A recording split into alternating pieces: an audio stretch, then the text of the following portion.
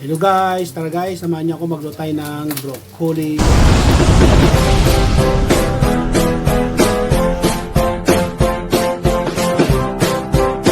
Ang lalagyan natin yan ng ground pork. Kunting-kunti lang, ayan.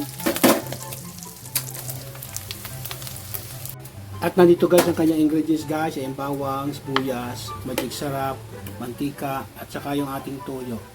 Tara na, mag-isa na tayo. Tabi muna natin yung ating ground pork. Simulan natin sa bawang.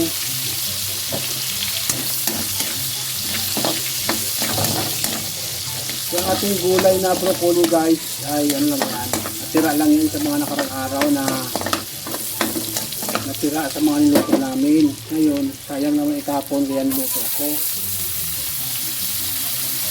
Ngayon, lagay ko na lang siguro. Pumukulog.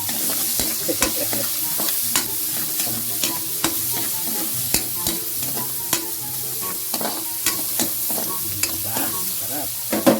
Ilagay na natin ating broccoli.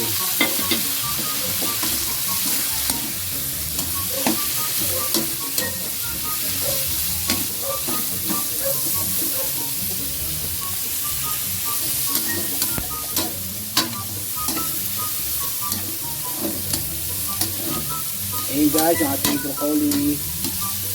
Ristadong broccoli with ground pork. Ilagay natin ng konting toyo. Ayan. Diba? Ilagay natin ang ating magic sarap.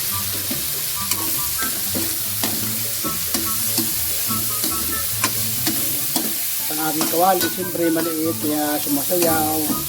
Ayan. Uy. At dahil gusto ko guys, may konting sabaw yan, yung ating gisadong broccoli. Yan, lagyan ko ng konting tubig para makuluan. So yan guys, luto na yung ating gisadong broccoli guys. Yan, simpleng ulam lang yan guys. Pero masarap, mura at masustansya pa. Amazing! Gisadong broccoli with ground pork.